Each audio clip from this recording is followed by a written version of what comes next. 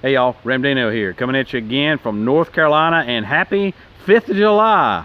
Sorry, missed the 4th of July, but happy 5th of July, and hope that you had a great 4th of July weekend. Spent some time with your family, reflected on what a great country we live in that lets us get out there and enjoy our passions in life, one of which is the Appalachian Trail. Speaking of Appalachian Trail, if you've come here to check on the Appalachian Trail and the updates for the thru hikers, and just to be a part of the hiker community, you've come to the right place. The best way you can support those thru hikers is to subscribe to this channel and then go to their channels. Go down in the description section here and you'll find a list that has all the links to the folks that we're tracking right now, somewhere around 75 that are out there on the trail, and their social media links. Go to their social media accounts and subscribe to that, and just give them an attaboy all the way to Katahdin or Springer, whatever direction they're going. Everybody's going all kind of directions this year, and so you'll be able to find somebody that you will, I know, will enjoy watching their journey and their track, and then you can just go out there and support them in whatever way that you can. So let's go ahead and talk about the folks that are out there on the trail right now. Monk, he is past the Virginia Blues, so he's done with Virginia. No more Virginia Blues for Monk, and he is continuing north. London's, they have made it to Marion, and they now have trail names. So that's always kind of a bucket list for a hike, is you want to get your trail name. And so they have their trail names of Strider and Rome. So congrats on that, London's. Chris H90 900, he actually has his trail name too, and his trail name is Big Rig, and that's because he carries a pretty good sized pack and carries a lot of stuff in it. Doesn't mind carrying that weight. He doesn't care to be an ultralight backpacker, and that's great. So he's got everything he needs. He's somewhere around the Killington, Vermont area, and he indicates that there's plenty of water up there. It has been hot and humid up there, and 80s about every day. So of course with the 80s you get high humidity, it's going to be very hot. Redbeard, he is past the 200-mile mark on his flip-flop and somewhere in Pennsylvania, and he reported that he's having no issues with resupply and no issues with finding shuttles up there, although all the businesses are requiring face masks, including some areas of the hotels. And the hotels are, they've got notices up about, quarantines or what have you, but nobody's really enforcing that. So he also indicates it's been hot up there.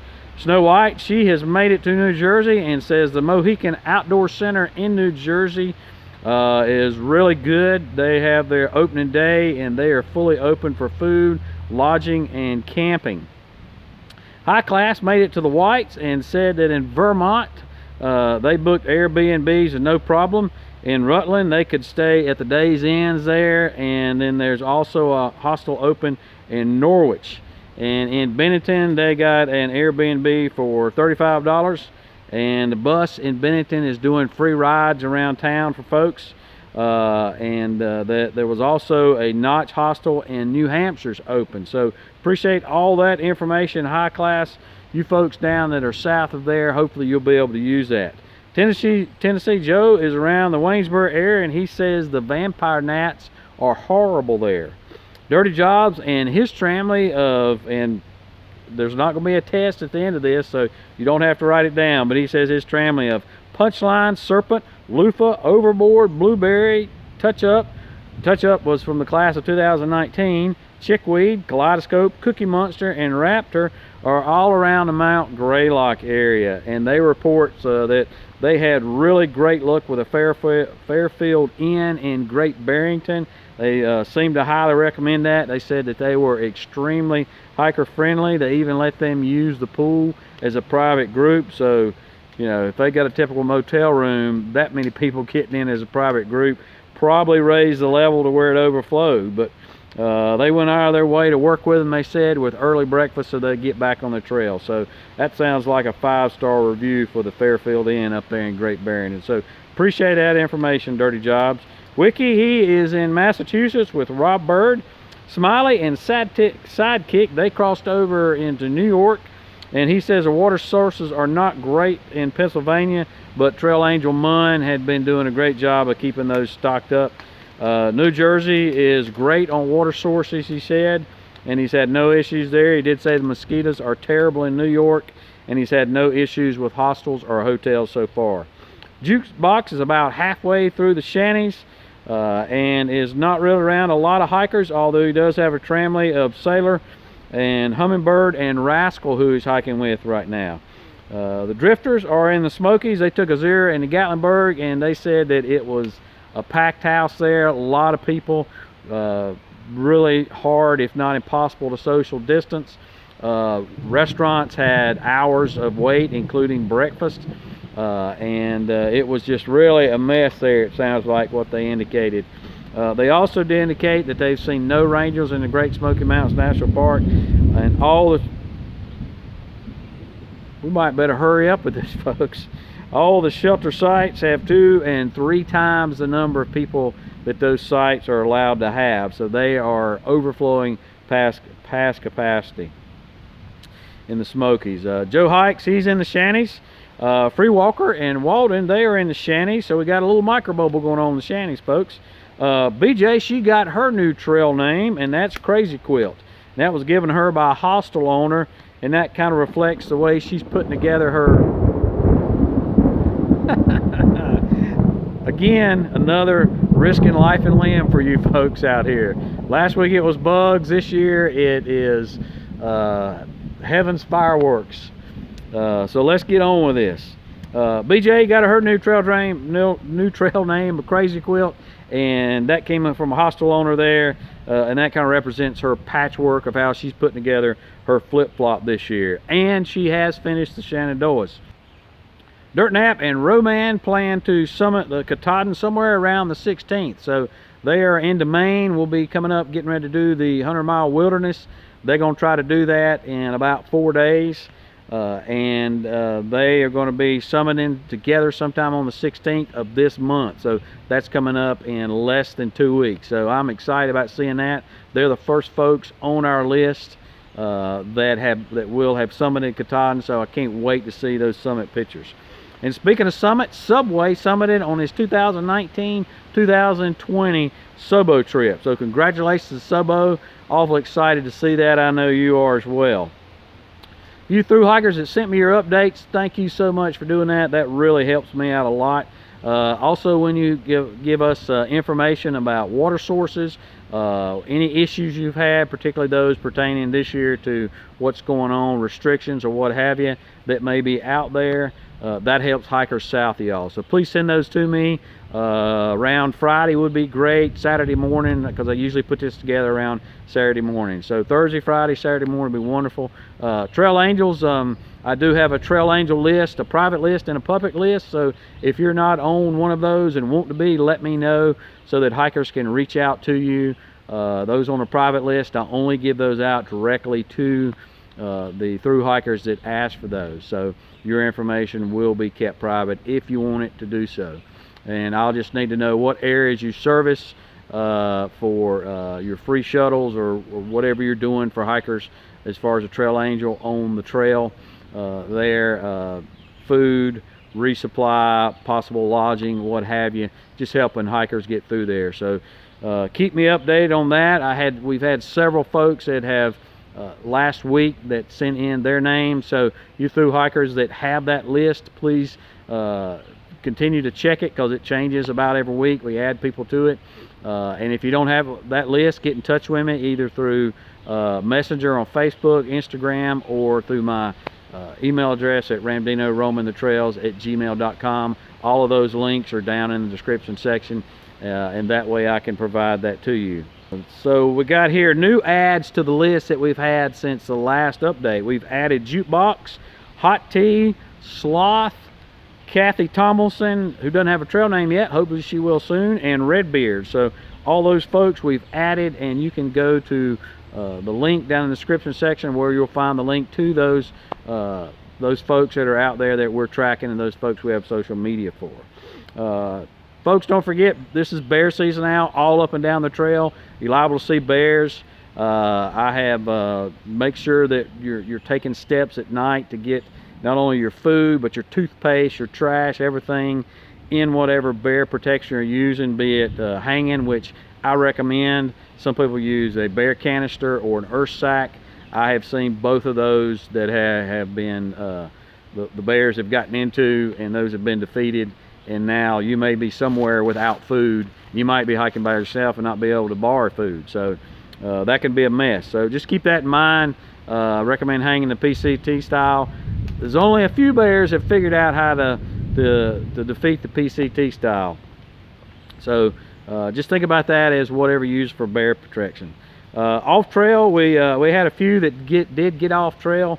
Timberwolf and No Name, who are hiking together, they had to terminate their hike, not due to some injuries, but they will be putting out a video soon indicating you know, why and what's going on in the future for them. So sorry that Timberwolf and No Name had to get off, but if you do have to get off due to injury or anything else, please let me know. If it's you know, something like a family matter, probably won't announce that. That's more private than anything, but injury folks want to know, and people that follow you, they want to know if you get off the trail for an extended period of time or a permanent period of time, just because we care about you.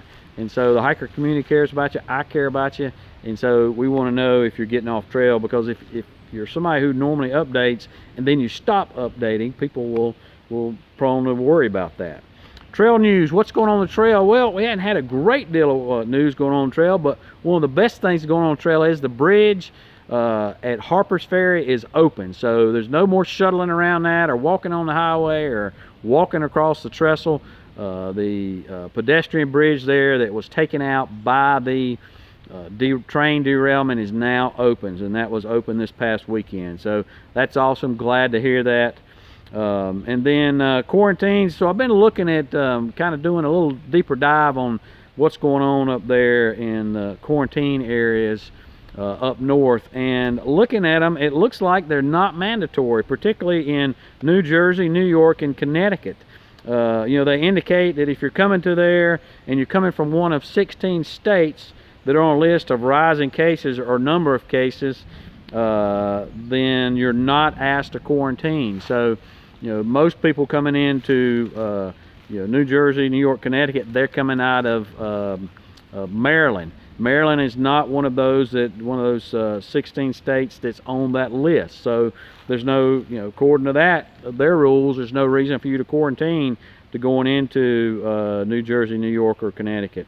Vermont's not asking for quarantine if you're coming from a county with less than 400 covered cases per million, which of course you're coming from Maryland, and here's, you know, right here you can see where the trail goes through Maryland. You're coming from Maryland. Maryland's not on that list, so you don't have to quarantine according to their rules, and Vermont either.